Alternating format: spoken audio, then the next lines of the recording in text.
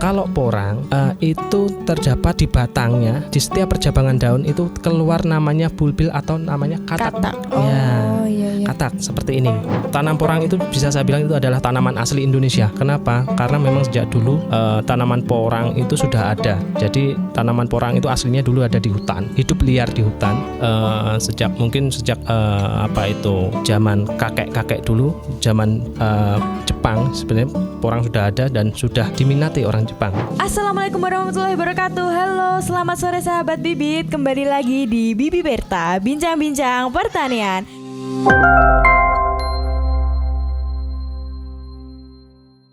Jadi kali ini kita bersama Mas Yoyo, nanti kita akan menambah pengetahuan dan juga wawasan tentang tanaman porang. Halo, selamat sore Mas. Selamat sore Mas. Bagaimana nih kabarnya hari ini Mas? Alhamdulillah baik ya Mas ya. Baik Mas, di sini nanti kita akan membahas tentang tanaman porang. Jadi tuh tanaman porang itu sebenarnya tanaman apa sih? Soalnya banyak banget Mas dari sahabat bibit ini tidak mengetahui apa itu tanaman porang. Padahal tanaman ini kan menjadi tanaman primadona bagi Indonesia. Jadi tanaman porang itu tanaman apa sih Mas? Ya, sebenarnya sebelum kita mengetahui tanaman porang ya, sebenarnya kita harus tahu sebenarnya tanaman yang mirip porang itu banyak. Ada 4 jenis sebenarnya tanaman yang mirip dengan porang, di mana secara fisik itu sama. Jadi ada saudaranya, ada 4. Ada yang pertama itu porang, yang kedua itu iles-iles, yang ketiga walur, dan keempat adalah suwek. Nah, secara fisik tampilan tanamannya sama, hanya saja yang memiliki nilai jual yang tinggi itu tetap porang. Ya. Kalau ditanya tanaman porang itu tanaman apa? Tanam porang itu bisa saya bilang itu adalah tanaman asli Indonesia. Kenapa? Karena memang sejak dulu tanaman porang itu sudah ada. Jadi tanaman porang itu aslinya dulu ada di hutan, hidup liar di hutan. Sejak zaman kakek dulu, zaman Jepang sebenarnya porang sudah ada dan sudah diminati orang Jepang. Jadi sejarahnya memang sejak 1960-an itu kakek saya itu sudah cari porang liar di hutan. Ya, sejenisnya saya bisa bilang tanaman porang itu tanaman liar hutan asli Indonesia, di mana memiliki nilai ekonomis yang tinggi. Mungkin akhir-akhir ini trennya porang baru boomingnya 2-3 tahun ini ya. 2-3 tahun ini ya Mas. Ya, padahal di tempat kami di Desa Klangon, porang itu sudah dikenal sejak 1960-an lah.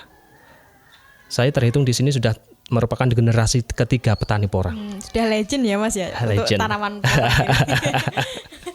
Oh ya Mas, untuk tadi kan dijelaskan katanya ada yang mirip dengan tanaman porang yaitu iles-iles dan juga tanaman lainnya. Bisa dijelaskan perbedaan dari tanaman porang dan juga tanaman yang lainnya itu seperti apa sih Mas? Oke. Secara fisik tampilan kalau kita lihat dari jauh itu tanaman sama dari dia merupakan tanaman tidak berkayu. Tapi kalau kita amati secara dekat sebenarnya ada beberapa kriteria atau ciri fisik yang membedakan antara porang dengan 3 saudaranya tadi, iles-iles, suwek dan walur itu. Secara dilihat dari tampilan daun ya, porang itu daunnya lebih lebar dan helai daunnya lebih sedikit dibanding dengan tanaman 3 jenis tadi. Kalau 3 jenis tadi tanamannya helai daunnya lebih banyak dan lebih meruncing. Kalau porang itu lebih lebar dan besar, dan helai daunnya lebih sedikit dibanding dengan 3 tanaman itu. Yang kedua kita lihat dari batang. Porang itu kalau kita lihat dari batang, batangnya beda sendiri. Dia ciri fisiknya itu kalau batang porang itu kulit batangnya halus, berbeda dengan suwek dan walur. Secara warna dan totolnya itu hampir sama, hanya yang membedakan kalau porang itu kalau kita raba itu halus batangnya, tapi kalau untuk suwek dan walur dia bergerigi kasar.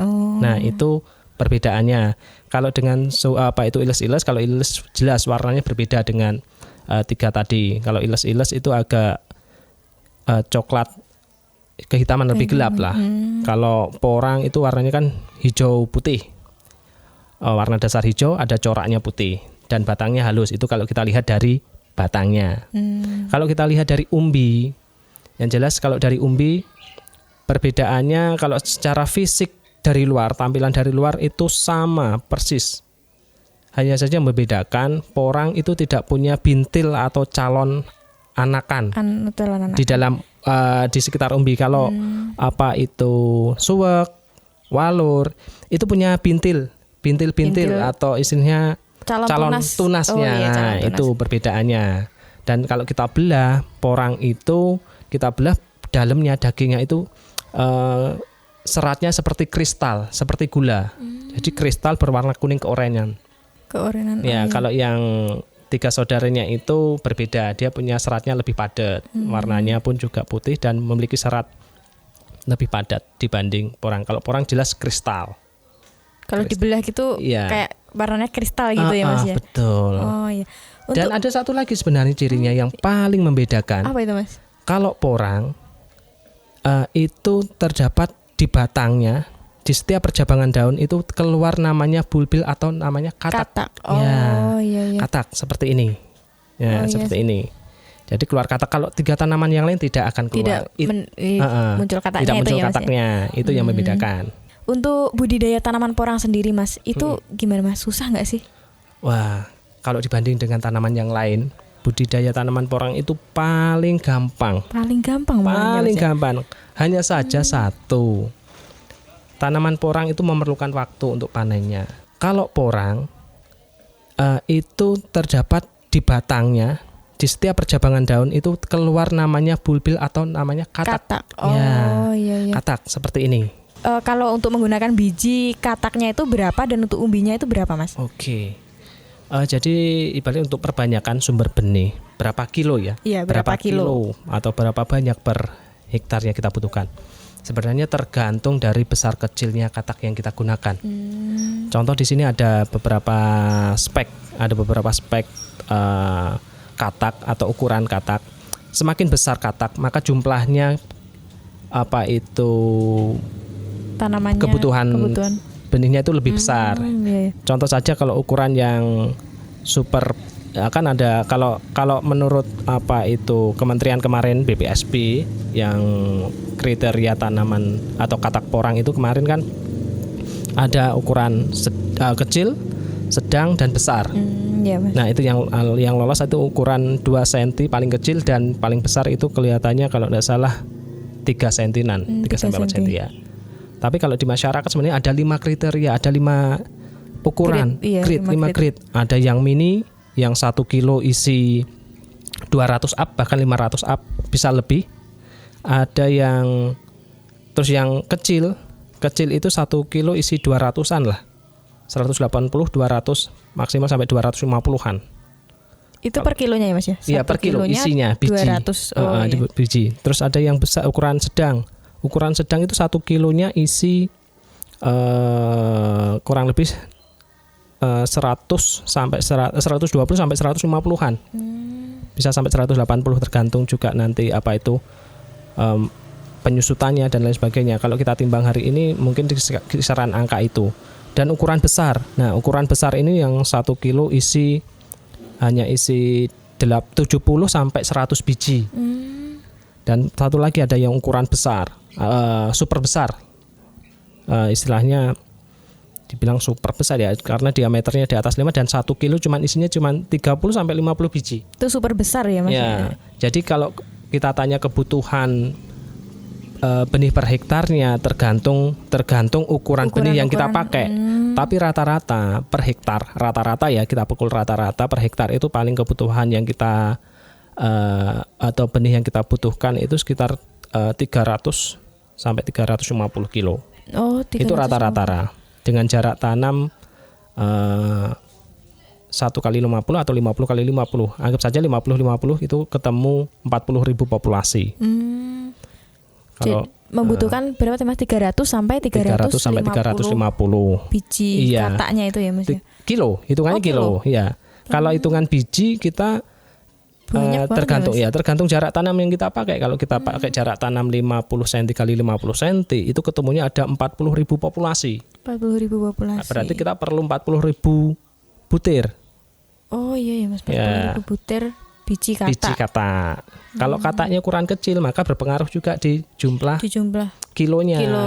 Oh ya. Kalau untuk umbinya Mas itu berapa Mas? Kalau umbi, kalau hampir sama sih juga. Kalau umbi kita pakai jarak tanam, ibarat kita budidaya pakai jarak tanam 1 kali 1 atau 1 kali 75 itu per hektarnya mungkin keluar populasinya di angka 20.000, sekitar 20.000 populasi. Itu kebutuhan benihnya. Kalau umbi itu rata-rata petani itu konsepnya adalah pembesaran. Jadi pembesaran umbi sih sebenarnya. Jadi benih atau benih yang dipakai yang dari umbi itu rata-rata yang 1 kilo isi 4 atau 2 ons. Nah itu bisa prosesnya 1 musim sudah bisa panen. Karena konsepnya adalah pembesaran. Iya, pembesaran. Konsep pakai umbi itu sebenarnya kalau dulu sih hanya pilihan terakhir kalau kita tidak punya biji kataknya itu. Ya, benih kata. Karena mengejar target tanam. Jadi ada yang umbi besar itu dipecah jadi 4, itu bisa. Jadi kan besar ya Mas, itu kan dipecah jadi 4. Itu per tanamannya itu waktu nanamnya 4 itu satu-satu itu atau gimana Mas? Iya, sendiri satu-satu. Per gitu, lubang, ibarat kita punya umbi besar ya, ukuran 1 kilo. Iya, 1 kita kilo. pecah jadi 4, itu bisa kita gunakan dan itu nanti akan tumbuh. Tapi ada resikonya kalau umbi pecah. Ada resiko. Semuanya bisa tumbuh tapi ada tanda kutip resiko. Biasanya apa itu Mas resikonya? Resikonya kalau nanti waktu kita pecah itu spontan. Jadi waktu mau tanam baru kita pecah dan langsung kita tanam, dia resiko busuk. Resiko busuk. 1 umbi ini itu kan jadi 4 Mas. Kalau dijadikan 6 atau 8 gitu bisa nggak Mas? Bisa. Oh bisa. Jadi nanti di akhirnya ya Mas, di umbinya yang panennya nanti jelas yang berpengaruh. Berpengaruh adalah ukurannya. Semakin besar pecahan maka semakin besar umbi. Semakin banyak pecahan maka semakin kecil umbi yang kita dapat nanti. Oh gitu ya Mas. Sama halnya dengan katak tadi.